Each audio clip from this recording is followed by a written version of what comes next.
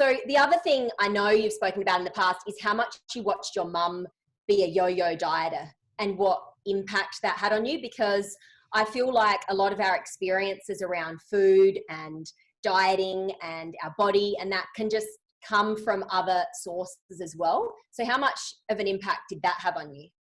Yeah, I mean, that was a defining moment. I just want to give a shout out. We got Angie Lucente on, Stephanie Sharpord, Bridget, Sam Sessions. It's good, Stephanie Park. It's good to see everyone jumping on. And this, we're going to do live Q&A as well.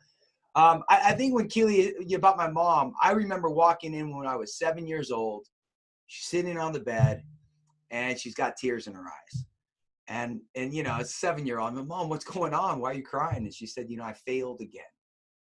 And she was a chronic dieter. She would lose weight, gain weight, lose weight, gain weight. And, you know, I guess what really frustrated me in the dieting world is that my mom was willing to do the work.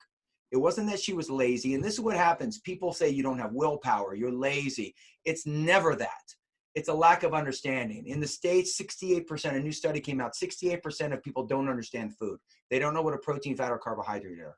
People want to live healthier lives. Think about the COVID-19. People aren't choosing to be unhealthy.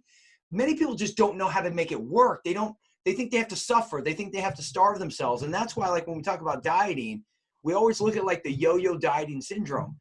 And this is kind of what a diet looks like. You know, we think about it. When I remember when I was 60 pounds, I looked in the mirror, I thought I still had a six-pack stomach. Abby's looking at me saying, I don't see it anymore in a loving way. And it's brought me back to like my mom's challenges. So I panicked. And what did I do? I cut.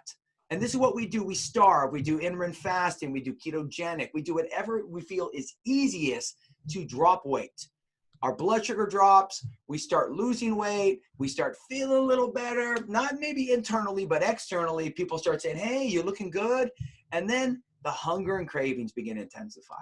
We push them away for a moment. That's our physical willpower.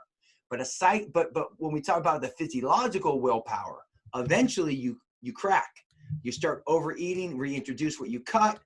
You spike your blood sugar, your weight increases, and you start the cycle over and over again. The problem is the next time, because you cut, you lost some muscle, which slowed down your metabolism, and then you gained.